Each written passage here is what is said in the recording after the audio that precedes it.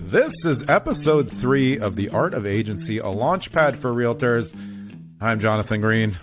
I'm Mallory Pastor.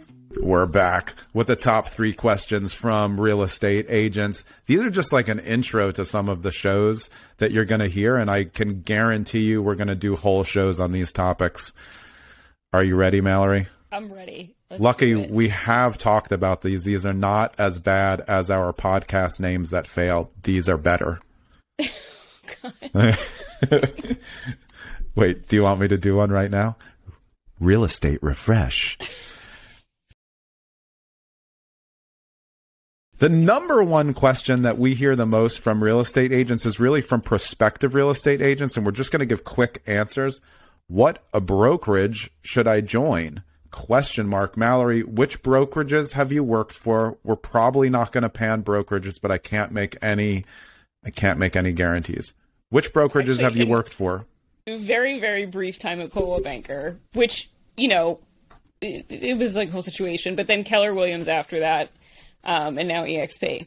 And I started at Keller Williams, then I went to Berkshire Hathaway Home Services, then I went to EXP when EXP was brand new, then I left and went to Sotheby's, and then I came back to EXP, and I've been at EXP for that time. But generally, like, without panning the brokerages, how would you advise someone on what brokerage to join? I think, like, people sort of think that, like, you know, you're in a corporate job and you hop companies, it's a bad thing. But I really don't think it's a bad thing to kind of, like, explore them because, you know, ultimately as an agent, you're interviewing the brokerage and making sure it's the right fit for you. But you can't really know that, in my opinion, until you're actually in it. Like, you can get a bunch of different people's opinions and you can learn about the splits and you can do all that stuff. But, like, until you're actually working with the people there and seeing what training and development they have and seeing how they do business, like, I don't know. I think ultimately, like, make the decision that you think is the best one for you initially. And if a month later you decide it's not a right fit, then shop around. I don't think there's anything wrong with that. I agree. I would say talk to a lot of current agents and don't get pitched. Everyone's pitching you on a brokerage because a lot of brokerages have these, you know, downlines where, you know, we get credit if you join under us. On our team, I personally could give two craps about that. I don't care.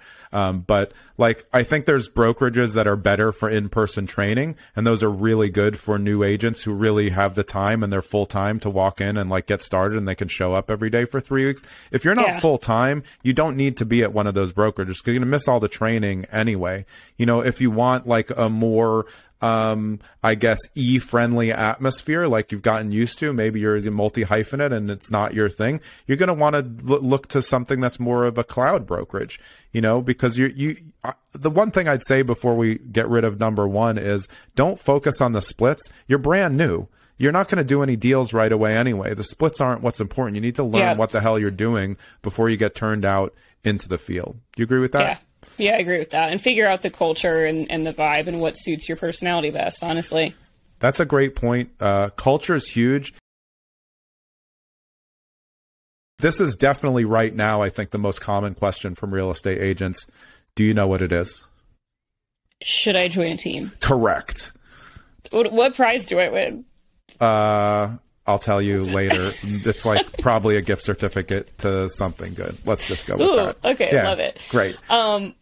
Yeah, I think it's the same thing kind of with the brokerage, right? But I do think the future of real estate is in the team dynamic. I think agree. As the market kind of shifts, it's going to be more and more challenging and more expensive, you know, to be a solo agent. I know for me, even though I had a business background, like, I wanted to join a team because I had no idea what I was doing. I wanted to learn as much as I possibly could. And, you know, granted, my last team wasn't a fit for me, and that's okay. But I think that ultimately that's the way this world is moving. And I don't know. I'm team. If that makes sense. I'm team. Yeah, me too. Team. That's going to be a thing. I'm team. Hey, was that one of our podcast titles? Team. No, I don't think so. So I would 100%, if you're a new agent and you're looking to learn and you don't really know anybody in your brokerage and you want camaraderie, I don't see a solo agent that's brand new succeeding right now. I don't think there's even any chance. All the lead sources in all of real estate are focused on teams because they have the back-end systems, transaction coordination, availability of multiple agents to be able to take in all the calls. You just can't do it. You can't spend, which will preview number 3. You just can't do it. Teams, I think, provide one, camaraderie, which I think is the most important thing when you're learning in any business. Is like, if I think back to, again, when I worked for the government, like we like all went out to lunch every day. That camaraderie of always working together, like we have Zooms every day, I think that just helps.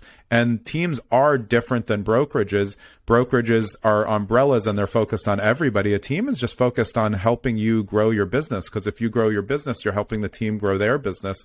So again, I think it's a 100% yes, not just because I run a team and this is my second team, really my third team. I started a mini team at Berkshire Hathaway, but this is the way that real estate's going, and teams make a lot more money than brokerages on the actual transactions. Brokerages make more money on the ancillary things that they have, mortgage, title, things like that. Teams can crush it with making money, and it doesn't all go to the team leaders, and you need to figure out what works. The one thing I'll say about teams, and I know we'll do a whole episode on this, is a lot of people start to think about the double splits, because you have a split with the brokerage and a split with the team, but like you're going to get all the training, all the leads, all the transaction coordination, all the back-end services. Let's get to number 3. This is a great one too. And I think this is for like agents as they get a little bit more experience. Should I pay for leads? What is your take on it? Let's just take it from a solo agent perspective.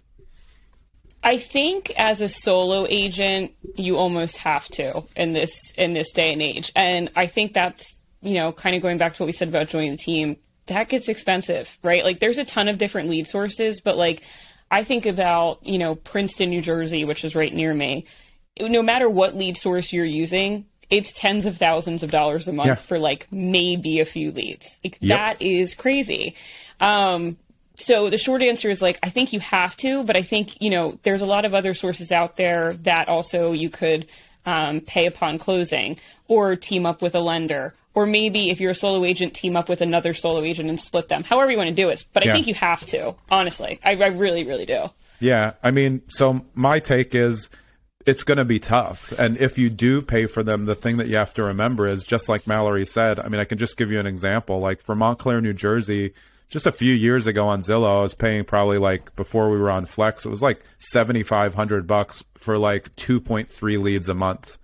And like, what if one of those leads was bad? You're just like out of luck. So the problem is when you're a solo agent and you pay for leads, what if you're out on showings? You're not answering the calls. This is why teams are succeeding, not to go back on number 2, but that's why it's so hard, because when you do outlay for leads, you have to be available. And that means a lot of solo agents, they don't have the CRM set up, which will definitely be episodes that we do.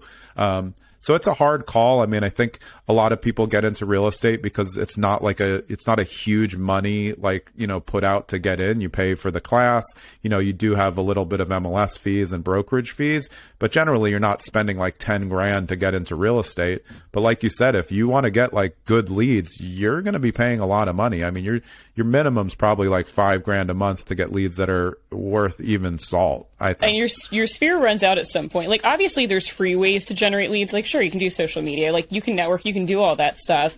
But I think like ultimately there has to be some aspect of your marketing budget that is allocated to pay for leads. Because even if you're not doing it through one of the companies that we know, you're doing it through Facebook ads, you're doing it through something. Like there has to be some type of like paid, lead source, I think.